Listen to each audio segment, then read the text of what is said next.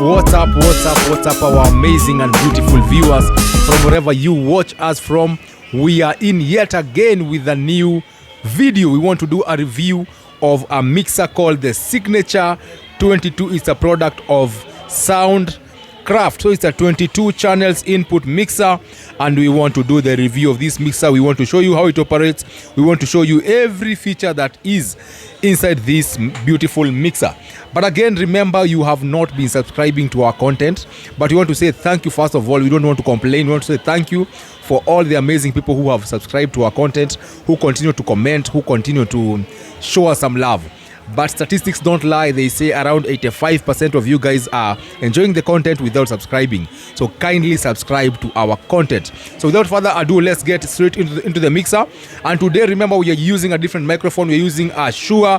It's an SM7B, and it's on sale from our shop. So if you love the sound, it's on sale from our shop. It goes for 45,000 Kenyan shillings. You can come check it out.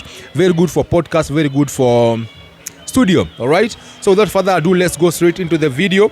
Let's show you what we have right over here. So these are 22 input mixer. It's a sound mixer that has 22 inputs.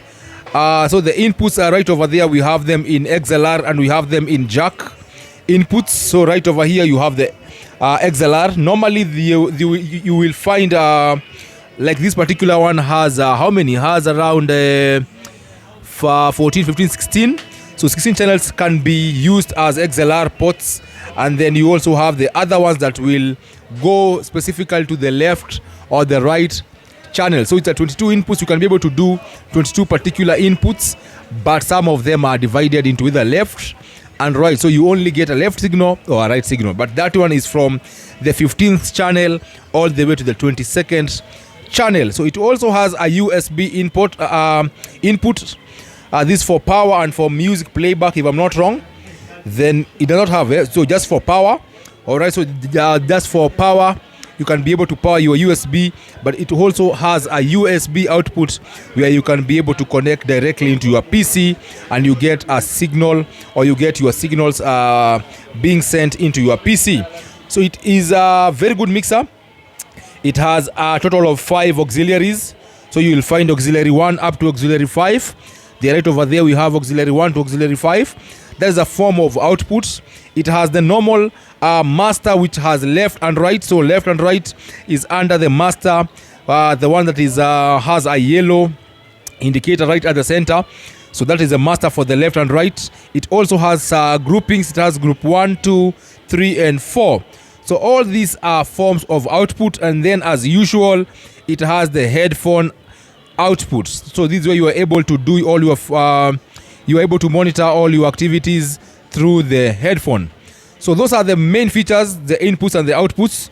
So let me show you exactly what happens or what you do if you have this mixer. So to start with, on the first, we are going to just do one lane. If you understand one lane of the inputs, that it's similar to all the other lanes from lane number 1 all the way to lane number 22.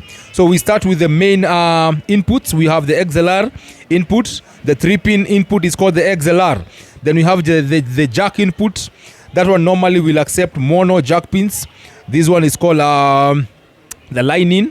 All right. Then we have a limiter right below the jack input. So what does the limiter do?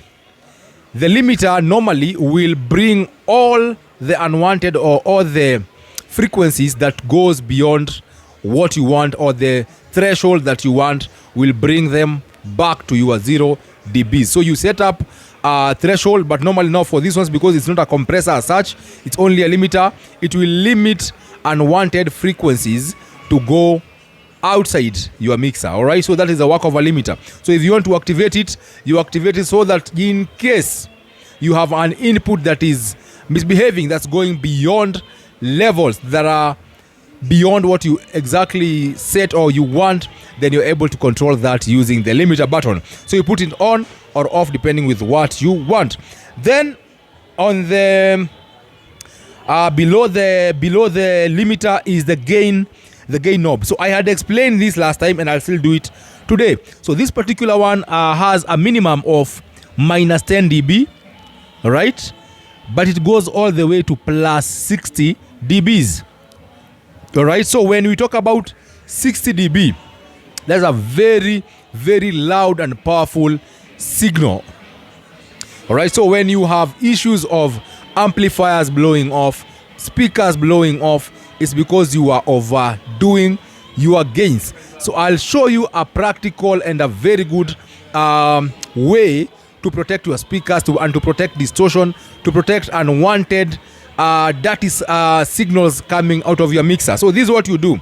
Always make sure your gain is on 0 or it is set to the minimum volume that you can. Then from this fader, you have the allowance of going up to 0 dBs. So it's very friendly if you want to do any signal up to 0 dB. You have a very clean sound. Then probably let's assume you're going to be using your master. You can do that as well. Put it on 0. All right, so you have some sound coming out. All right, then from there, if you still feel that you don't have sufficient sound, considering if you will have fixed your equalizer, your crossovers and your amplifiers, and you still don't feel the impact or the kind of punch that you want, then now you can slowly and evenly add the gain or increase the gain knob or the volume. All right, so don't misuse the gain volume. So after that, we have the pan button that is right over here. So normally there are signals or there are frequencies that will come with a lot of power by themselves. For example, a keyboard, I told you this last time, a keyboard has been set to have very high what do you call them? Very high frequencies. Okay, so normally if they come like that, you are likely to get distortion because the setup is already set on a high. So all you have to do is to pan you push the button down to be able to minimize the amount of frequency, the amount of dBs that's going to be coming out of your frequencies. That's number one. Yes, and number two, pad. Yes, I'm saying pan. Alex is helping me. I'm talking about pan, but it's a pad. So it's a pad. You just press it down or you release it up if you want to cut some dBs. But normally when you're using microphone, because it's your normal and your natural voice, then you don't necessarily have to use the pad and not the pan. All right, then after that we have the normal frequency operators. We have the high frequency, we have the high mid frequency, we have the low mid frequency, and then we have the low frequencies. These ones I've explained so many times, so the only thing that I can explain is the filters. All right, so you have a filter like below the high frequency, you have a filter that will enable you, then the more you bring the knob down, you are coming towards the high frequency. If you want to get the mid frequency, then you put it clockwise. The more you increase it, you reduce the amount of high frequencies and you increase the amount of mid frequencies, same as the low mid frequency. So it has a frequency over here, then we have the low frequency. Those are the normal operators. The highs are the tweeters, the mid normally are the mid frequencies, then the low stands for the bass frequencies. All right, so I want to pause the video there to let you guys subscribe. So I'll pause the video. If you don't subscribe, I'll not continue with this video. So I'm going to just keep quiet until I see you guys subscribing, because we've been giving you amazing content, but you are refusing to do what? To subscribe. So I'm going to remember to subscribe. So let's go on. We have auxiliary outputs. All right, so we have auxiliary outputs ranging or indicated as auxiliary 1 all the way to auxiliary 5. So something to note, auxiliary 1, 2 and 3 are independent, or they run independently and there is nothing that they are sharing. But you note that auxiliary 4 and 5 are sharing something called a function. So they are sharing a function. They can either be auxiliary or they can also be effects. All right, so let me jump straight into the effect. How do you activate the effect? If you have something, let's say we have a guitar on channel number 1, or let's just do music, and we increase the auxiliaries or the effects now depending with what you want to do. Then from here we have the effects returns. We have 1 and 2, which is the main controllers, and then we have the effects right over here. So you can choose the effects that you want, assuming you are using a guitar or you have a microphone, you have whatever you want to have some effects on, then you can choose whatever you want. How do you do that? you have a knob right over here. Where are they? The parameters, the choosing. You have them. Where do you choose them? Let me see. Yes, the types. Yes, okay. So we have types here, and if you can be able to see, they are being illuminated. I don't know.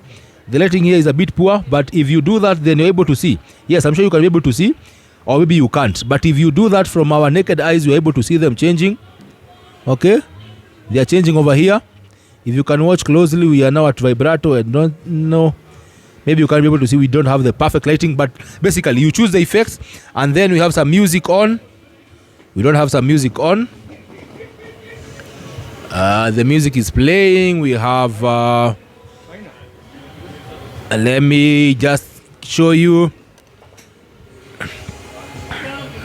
the jack pin kindly. All right. Okay, we have an issue with that, but it's okay. So what you do basically, you just choose your effects from here. So as long as you've activated the main masters for the effects, and you have from the signal have the effects, then you're good to go. All right, so let's just continue. We will show you maybe that next time. So those are the auxiliaries, come the effects, and then now this is what I was talking about, the pan. Pan normally is to divide or is to balance between the left channel and the right channel.